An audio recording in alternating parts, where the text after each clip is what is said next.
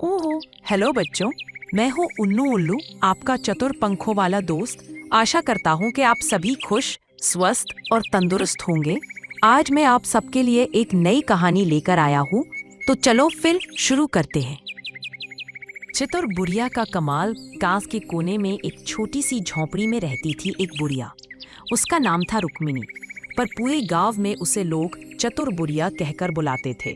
रुक्मिणी बूढ़ी तो हो गई थी, पर उसकी समझदारी और बुद्धिमानी में कोई कमी नहीं थी। गांव के लोग उसकी चालाकी के किस्से सुन सुनकर दंग रह जाते थे। कोई भी समस्या हो, चतुर बुढ़िया उसका हल निकाल ही लेती थी। चाहे चोर डाकुओं से निपटना हो या गांव के झगड़ों का समाधान करना, रुक्मिणी हर बार अपनी चतुराई से जीत जाती। अनोखा किस्सा। एक दिन गांव के पास के जंगल में डाकुओं का एक गिरोह आ गया। वे गांव के लोगों को डराकर उनका पैसा और अनाज लूटने लगे। गांव के लोग परेशान हो गए। पंचायत बुलाई गई और सभी ने तय किया कि डाकुओं से बचने का कोई उपाय निकालना होगा। गांव के सरपंच ने कहा, यह काम किसी साधारण व्यक्ति के बस का नहीं है, हमें चतुर बुढ़िया से मदद लेनी चाहिए।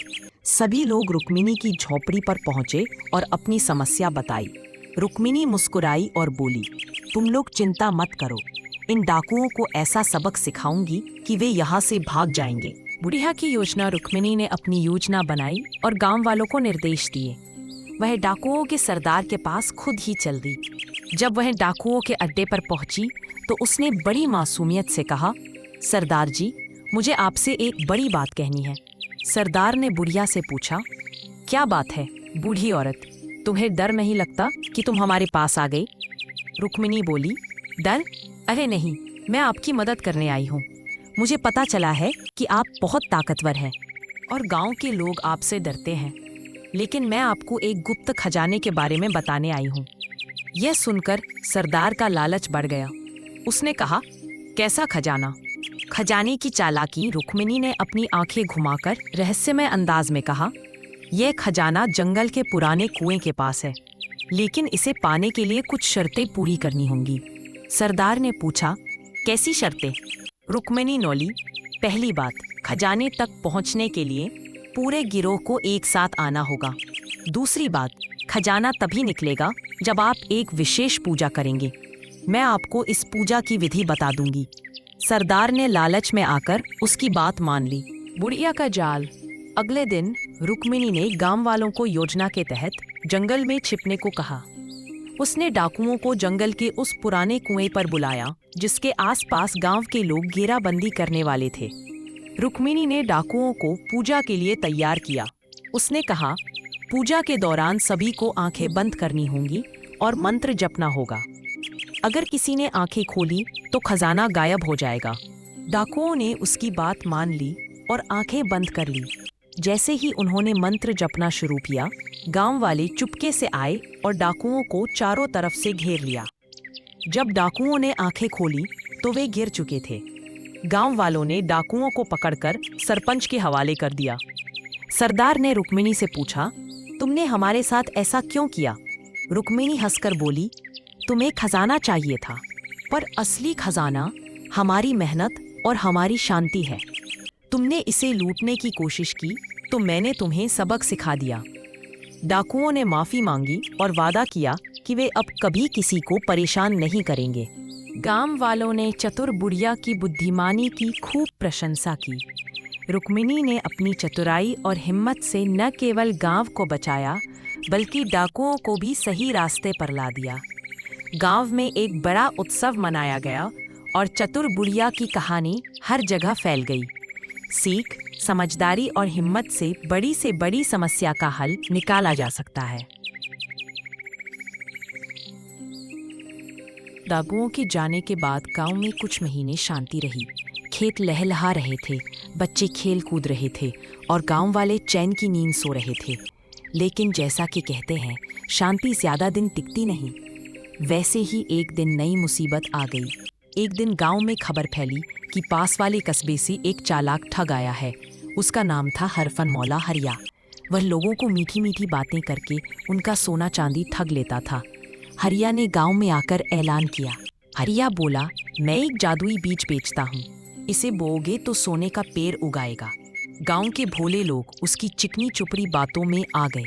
लोग अपनी जमा पूंजी लेकर हरिया से बीज खरीदने लगे। जब चतुर बुढ़िया को यह बात पता चली तो उसने सोचा, अरे ये तो गांव वालों को ठगने आया है, इसे तो मज़ा चखाना पड़ेगा। बुढ़िया का नया प्लान। रात को रुक्मिणी ने गांव के कुछ भरोसेमंद लोगों को बुलाया और धीरे से कहा, सुबह होते ही हरिया को उसकी चालाकी का स्वाद चखाएंगे। सब लोग तैयार रहो। अगले दिन बुढ़िया खुद हरिया के पास गई। उसके हाथ में एक छोटा सा पिटारा था। रुक्मिणी कहने लगी, बेटा, मैंने सुना है तुम सोने का पेड़ उगाते हो। मेरे पास भी एक खास चीज है, जादुई मिट्टी।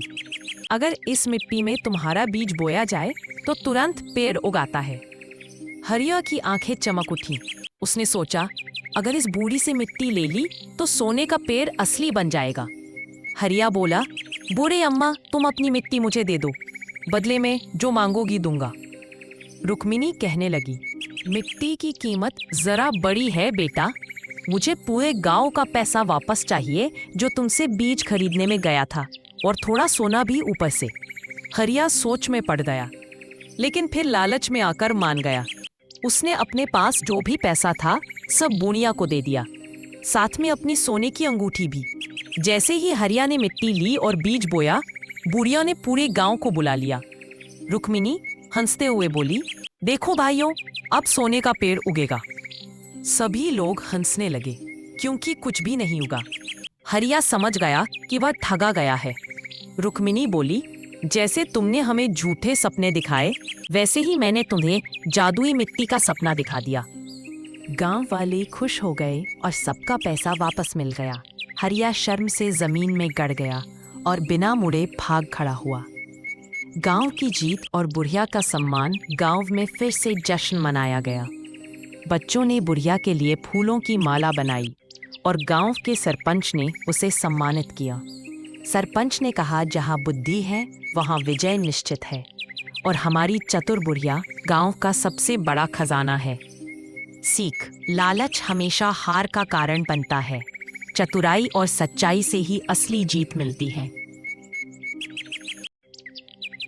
गांव में बुढ़िया के किस्से अब दूर दूर तक फैल गए थे। उसकी चतुराई की कहानियां आसपास के गांवों और कस्बों में चर्चित हो गई थी। एक दिन राजा के दरबार से संदेश आया। संदेशवाहक बोला, राजा साहब ने चतुर बुढ़िया को अपने दरबार में बुलाया है। वह उसकी बुद्धिमानी की परीक्षा लेना चाहते हैं। गांव वाले बड़े गर्व से बोले, हमारी रुक्मिणी बुढ़िया दरबार भी जीत लेगी। बुढ़िया ने अपनी पुरानी सी धोती पहनी, एक छोटी सी पोटली उठाई और राजा के महल की ओर चल दी। आगे दरबार में चतुराई का इम्तिहान। राजा का भव्य दरबार सजा था। मंत्रीगण, सैनिक और आम लोग सब एकत्र थे। राजा ने बुढ़िया का स्वागत किया और कहा, माताजी, आपकी बुद्धिमानी की परीक्षा होगी। यदि आप 3 सवालों का सही उत्तर देंगी तो हम आपको राज्य की मुख्य सलाहकार बना देंगे, वरना राजा मुस्कुरा के बोलते हैं, आपको हमारे बगीचे की देखभाल करनी पड़ेगी। बुढ़िया ने सिर झुकाकर कहा, जो भी होगा स्वीकार करूंगी महाराज, पूछिए अपने प्रश्न। राजा ने कहा, मेरा पहला सवाल, बताइए संसार में सबसे तेज क्या चलता है। बुढ़िया मुस्कुराई और बोली, महाराज, संसार में सबसे तेज चलती है सोच। पलक झपकते ही इंसान का मन कहीं भी पहुंच सकता है। राजा ने सिर हिलाया और कहा, ठीक है। राजा ने कहा, मेरा दूसरा सवाल है, संसार में सबसे भारी चीज क्या है। बुढ़िया बोली, महाराज, सबसे भारी होता है वचन। एक बार जुबान से निकला वचन, चाहे खुशी हो या दुख, उसे निभाना बहुत भारी पड़ता है। दरबारियों ने एक दूसरे की ओर देखा और फुसफुसाए, बुढ़िया तो सचमुच बहुत चतुर है। राजा ने फिर कहा, मेरा तीसरा और आखिरी सवाल, बताइए संसार में सबसे मीठी चीज क्या है। बुढ़िया हंसते हुए बोली, महाराज, सबसे मीठी चीज है बातें। एक मीठी बात दिल जीत लेती है और कड़वी बात रिश्ते तोड़ देती है। पूरा दरबार तालियों से गूंज उठा। राजा खुद मुस्कुराए बिना नहीं रह सके। पुरस्कार और सम्मान। राजा ने खड़े होकर ऐलान किया, आज से रुक्मिणी माताजी को हमारे दरबार की मुख्य सलाहकार घोषित किया जाता है। राजा ने बुढ़िया को रेशमी वस्त्र पहनाए, सोने का हार भेंट किया और एक सुंदर रथ गांव लौटने के लिए दिया। बुढ़िया ने हाथ जोड़कर कहा, महाराज, मुझे तामझाम नहीं चाहिए। मेरा सच्चा पुरस्कार है अपने गांव की सेवा करना। दरबार में आकर हमें सलाह दे सकती है। सीख, बुद्धिमानी, नम्रता और सच्ची सेवा भावना से आदमी राजा भी जीत सकता है। अगर आपको ये वीडियो पसंद आया हो तो लाइक करें, सब्सक्राइब करें और बेल आइकन दबाएं ताकि अगली नई कहानियां आप तक सबसे पहले पहुंचे। अच्छा, तो अब मैं चलता हूँ। प्यारे बच्चों, अपना ख्याल रखना और खुश रहना। याद रखो, खुश रहना ही सब मर्जों की दवा है।